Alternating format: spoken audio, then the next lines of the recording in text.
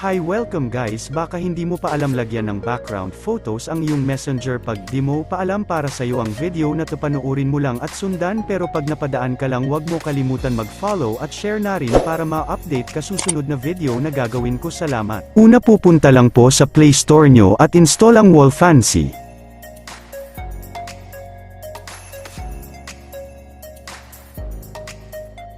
Pag na-install mo na, open mo lang at dito i-click mo ang No.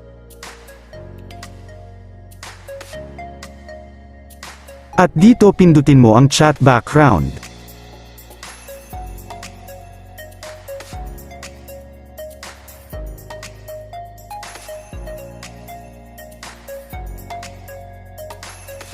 At dito i-click mo ang messenger at pumili ka lang ng gusto mong background.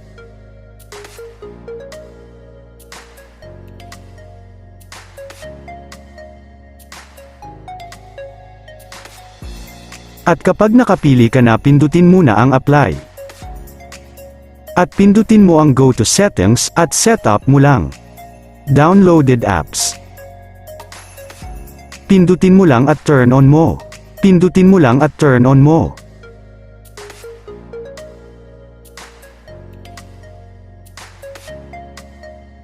At dito setup mo na lang at sundan ang ginagawa ko.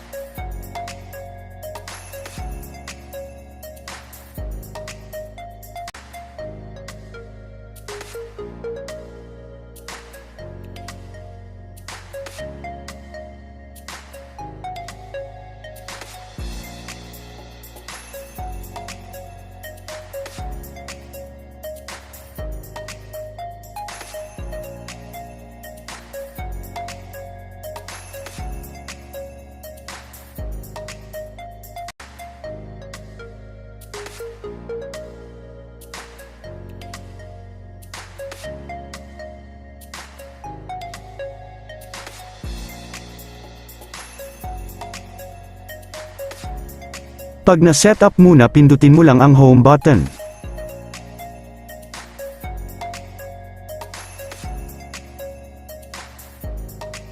At eto na guys ang nagawa natin, may background photos ka na sa messenger mo. Salamat guys sa panunood at sana ay nakatulong ako sa iyo at pa-share na din para makatulong ka din sa iba. Salamat po.